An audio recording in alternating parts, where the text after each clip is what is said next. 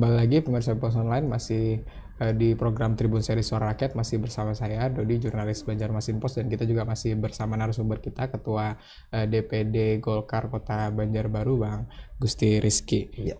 Bang, kita lanjutkan Ya. perbincangan kita yang tadi.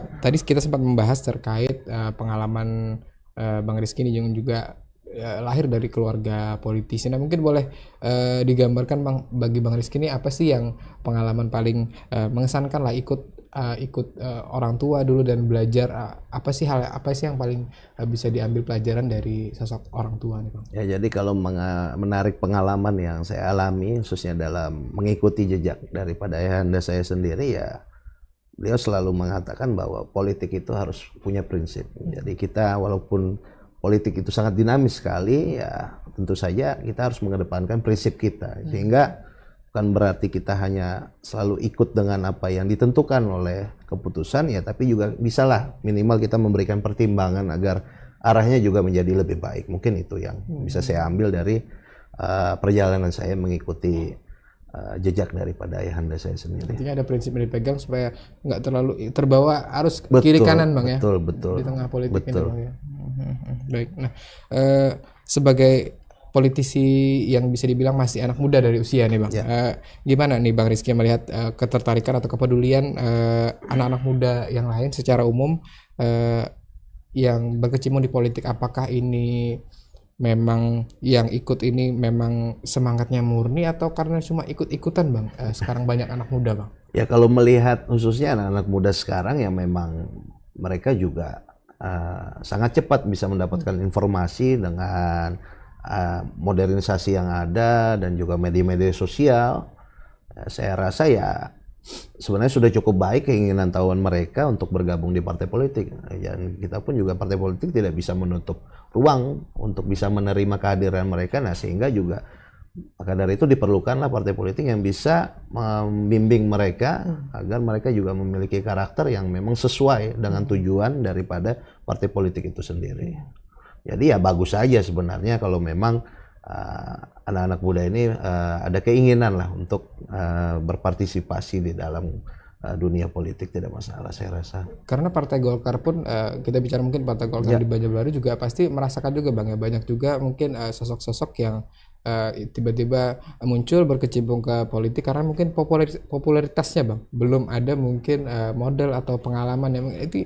Gimana kalau di Golkar misalnya membina sosok-sosok yang demikian Bang? Ya, kalau di Golkar sendiri kita tentu ada tahapannya, dan kalaupun bergabung ini ada BIMTEK-nya lah, kalau bahasa bimbingan teknisnya, apa yang menjadi program Golkar, apa yang menjadi doktrin-doktrin Partai Golkar, sehingga kalaupun kader itu memang baru bergabung, ya kita harapkan sudah mengerti daripada apa tujuan maksud dari Partai Golkar itu sendiri. Nah, ini kalau di partai kami, mungkin berbeda dengan di partai-partai yang lain. Yang jelas tentu doktrin-doktrin partai yang harus diutamakan sehingga tujuan dari mereka berpartai itu jelas seperti itu, membawa arah kemana partai ini akan berjalan seperti itu. Yang penting itu modalnya Bang ya. Berarti popularitas tadi bonusnya Bang ya. Bonusnya karena memang kebetulan Partai Golkar termasuk partai senior yang ada di Indonesia, ya ini bonus tersendiri bagi kami seperti itu.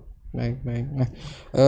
Nah, masih terkait itu juga Bang, bagi anak muda lain yang mungkin tidak lahir dari keluarga politisi atau tidak familiar, bahkan mungkin takut untuk paham politik nih Bang, gimana resepnya dari Bang Rizky untuk memotivasi mereka juga tidak takut terhadap politik nih Bang? Ya, sebenarnya politik ini juga merupakan bagian kehidupan kita sehari-hari dalam kita bermasyarakat. Jadi tidak bisa dipungkiri bahwa memang politik ini ada dalam kehidupan kita, sehingga saya juga mendorong khususnya kepada anak-anak muda yang memang berminat ataupun ingin berpartisipasi, ya kita harus mulai dari dini. Ya, dengan cara apa? Ya kita dengan cara coba untuk belajar berorganisasi, mungkin di sekolah atau nanti di tingkatan dia di SD, SMP ataupun di SMA, atau nanti sampai tingkatan dia di perkuliahan. Nah, inilah yang harus dilakukan sehingga mereka juga memiliki wawasan bahwa ya sosial itu kita penting karena kita butuh jaringan. Sebenarnya jaringan itu yang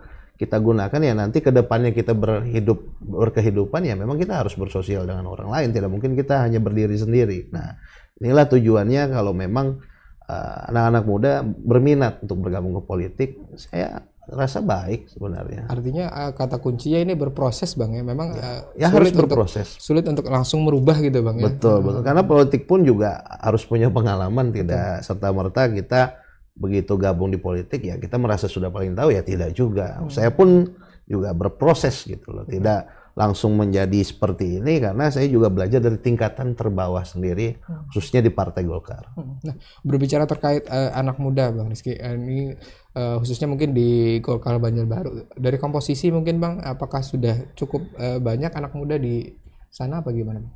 Ya kalau di komposisi di Partai Golkar sendiri terakhir dalam pemilu legislatif ya kita menempatkan beberapa anak-anak muda yang menjadi unggulan kita, yang itu sudah kami kader di internal partai. Ya saya rasa ya kedepannya mungkin tidak menutup peluang kader-kader muda ini juga akan bisa kita tambah lagi, karena memang ini merupakan transisi dari regenerasi yang ada di partai, sehingga ya kita perlulah anak-anak muda yang energik dan memiliki ide-ide yang inovatif sehingga kita bisa terus bersaing di perkembangan zaman yang sudah sangat maju seperti ini. Baik, nah sekarang kita terkait tugas yang sudah dilakukan Bang Rizky sebelumnya dan mungkin ke depan apalagi sebagai calon ketua DPRD. Nah, gimana Bang Rizky selama ini melihat hubungan antara legislatif di DPRD Banjarbaru dengan eksekutif di Banjarbaru, Bang? Ya memang sejauh ini ya hubungan ini baik-baik saja karena memang ini selalu terikat, khususnya kami teman-teman eksekutif dengan legislatif. Ya, ini pasti tidak bisa berjauhan, sehingga walaupun ada perbedaan pendapat ya itu hal yang wajar, tapi kembali lagi tujuan kita adalah untuk mensejahterakan masyarakat, dan walaupun ada perbedaan kembali lagi ya kita harus tetap bersatu. Tidak masalah kalau memang ada yang menyimpang, tapi ya kembali lagi harus kita benarkan gitu loh, karena tujuan kami khususnya teman-teman di DPRD ya kami memperjuangkan aspirasi daripada konstituen kami. Artinya walaupun ada riak-riak kritik itu tujuannya sama, tujuannya ya, tujuannya tetap sama. Nah, dengan usia Bang Rizky yang sekarang masih relatif muda, ini dipastikan Bang Rizky nanti atau sebelumnya juga sudah mungkin berurusan baik di internal lembaga dewan maupun pemerintah dengan sosok-sosok yang lebih senior Bang. Nah gimana Bang Rizky ini sedihnya dia berkomunikasi dengan politisi-politisi atau eksekutif yang lebih senior Bang? Memang di periode saya pertama, mengingat karena baru saja terpilih waktu itu, ya tentu sangat penting sekali kita berkomunikasi dengan teman-teman senior karena beliau-beliau lah yang memang sudah memiliki pengalaman yang lebih dari kita dalam mereka menjalankan kegiatan mereka ataupun juga pekerjaan mereka sebagai anggota DPRD. Dan saya pun juga sampai sekarang kalaupun memang ada hal-hal yang saya rasa penting untuk didiskusikan, saya pasti akan mendatangi para senior-senior itu. Ya kita walaupun muda memiliki jabatan ya bukan berarti kita juga seperti ya tadi saya katakan yang paling tahu, tidak juga, karena kembali lagi pengalaman itu yang paling penting. Nah sehingga kita memerlukan senior-senior ini agar bisa memberikan masukan juga dalam hal kita mengambil kebijakan ke depan. Artinya jangan canggung kalau yang lebih muda ini lebih proaktif Bang, yang mendatangi dan meminta saran dan diskusi. Wajar lah, ini kan juga suatu itikat yang baik. Sebenarnya kita mengutamakan yang senior seperti itu, kita menghormati mereka. Baik-baik. Nanti nih Bang, kalau akan dilantik dan nanti mungkin kalau ada penetapan untuk pimpinan DPRD Kota Banjarbaru, Bang Rizky sebagai ketua, mungkin apa nih Bang yang permasalahan yang perlu sesegeranya untuk diatasi untuk di Kota Banjarbaru saat ini Bang?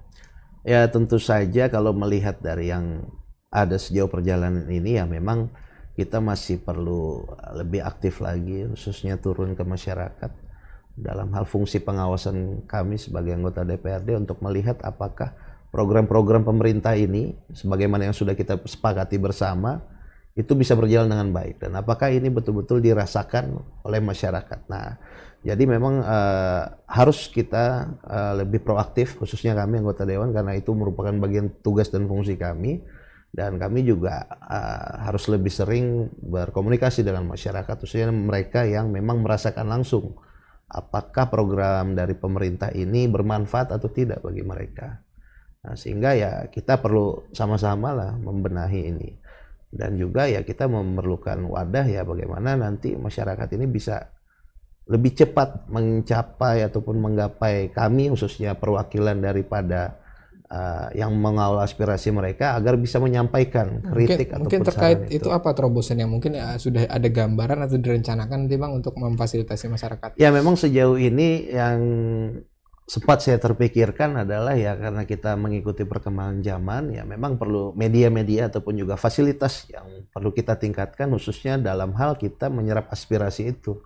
Karena seperti yang kita bicarakan bahwa memang tidak semua mungkin masyarakat yang paham bagaimana cara mengakses ataupun juga berkomunikasi dengan seorang anggota DPRD, kemana menghubunginya. Nah sementara kita pun juga sebenarnya perlu aspirasi dari mereka dan juga mungkin baik saran ataupun kritik. Nah maka dari itu ya, saya rasa nanti perlulah ada fasilitas ataupun penunjang yang memang sesuai dengan perkembangan zaman sekarang. Ya, salah satu contohnya mungkin ada aplikasi nanti yang akan kita coba kembangkan sehingga aplikasi ini bisa terdirect langsung kemana anggota dewan yang masyarakat ini perlu menyampaikan sarannya. Kan karena kita terbagi oleh dapil sehingga ya masyarakat itu bisa lebih mudah mencari ataupun menghubungi anggota dewan yang mewakili aspirasi mereka. Lebih tepat sasaran gitu. Betul, jadinya. betul.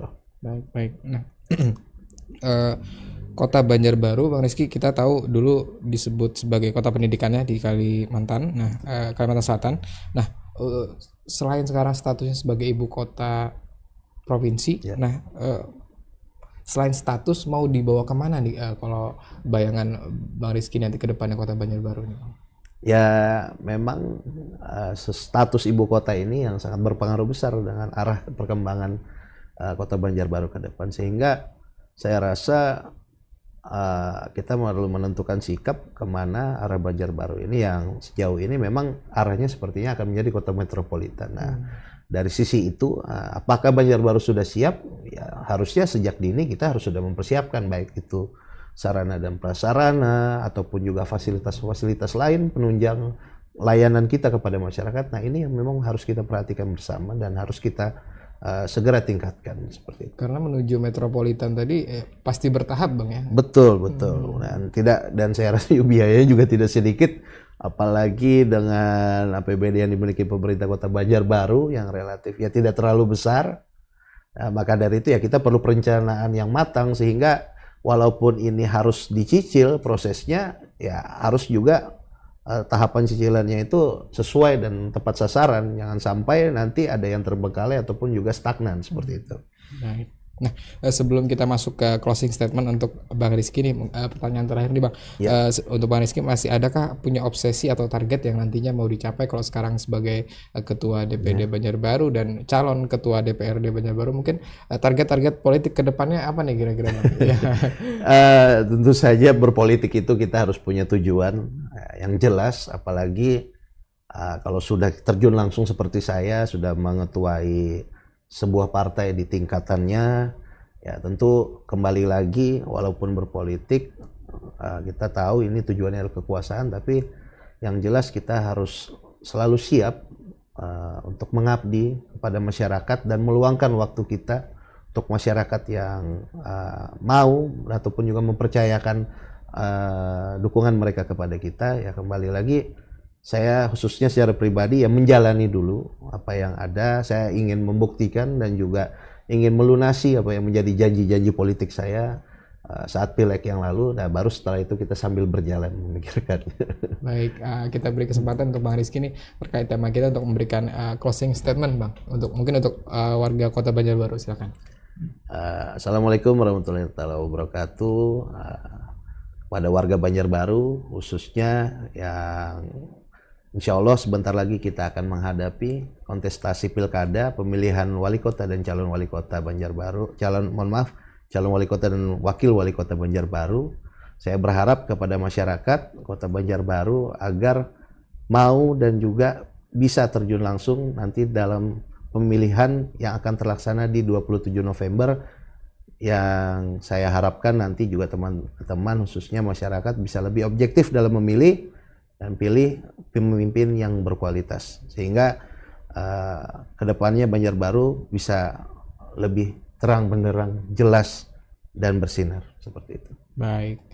Iya, pemirsa Bosanan, alhamdulillah kita sudah sampai di penghujung perjumpaan kita di program Tribun Series hari ini. Kita doakan nanti Bang Gusti Rizky ini bisa terus amanah dan lancar menjalankan tugasnya sebagai calon dan nanti ketua DPRD Amin. Kota Banjarbaru. Baik, pemirsa Bosanan, kami undur diri dari studio Banjarmasin Watch. Wabillahi taufiq wal hidayah. Wassalamualaikum warahmatullahi wabarakatuh. Waalaikumsalam warahmatullahi wabarakatuh.